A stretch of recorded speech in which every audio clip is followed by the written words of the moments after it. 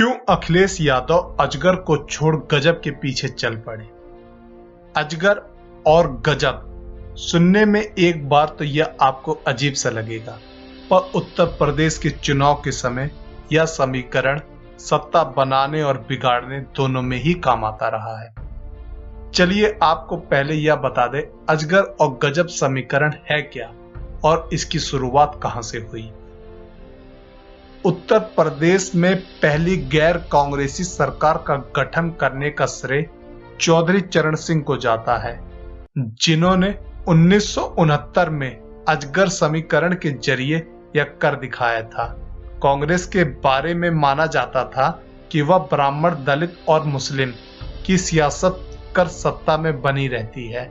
इसकी काट के लिए चौधरी चरण सिंह ने गैर ब्राह्मण और गैर दलित बिरादरियों का एक गठजोड़ तैयार किया था, जिसे अजगर नाम दिया गया। इसमें 4 जातियां प्रमुख रूप से आती थीं, जिनका पश्चिमी उत्तर प्रदेश से लेकर प्रदेश के बड़े हिस्से में असर था। ये जातियां हैं अहिर, जाट, गुज्जर और राजपूत। इन चारों को मिलाकर ही अजगर बनता है। इनमें यादव जाति ऐसी है जिसकी संख्या पूरे उत्तर प्रदेश में अच्छी खासी पाई जाती है। यह समीकरण करीब 10 साल तक यूपी की सियासत में ऐसे ही चला, लेकिन मंडल पॉलिटिक्स के बाद सपा अस्तित्व में आई तो यादव अलग हो गए और रालोद की पहचान जाटों की पार्टी के तौर पे हो गई।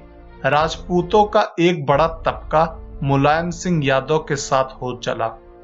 ऐसे में जब भी रालोद और सपा का साथ होता तो यह कहा जाता रहा कि अजगर समीकरण फिर से बनने की कोशिश होगी। इस बार भी सपा और रालोद गठबंधन को लेकर ऐसी ही कयास लगाए गए, लेकिन यह इस बार गलत साबित हुआ। दरअसल इसके पीछे की वजह भाजपा है, जो फिलहाल सत्ता में है, और मुख्यमंत्री के तौर पे योगी आदित्यनाथ हैं, जो खुद राजपूत हैं। उनके आकर्षण के चलते राजपूत बिरादरी पूरी तरह भाजपा के खेमे में नजर आती है, जिसे अजगर पॉलिटिक्स का हिस्सा माना जाता था।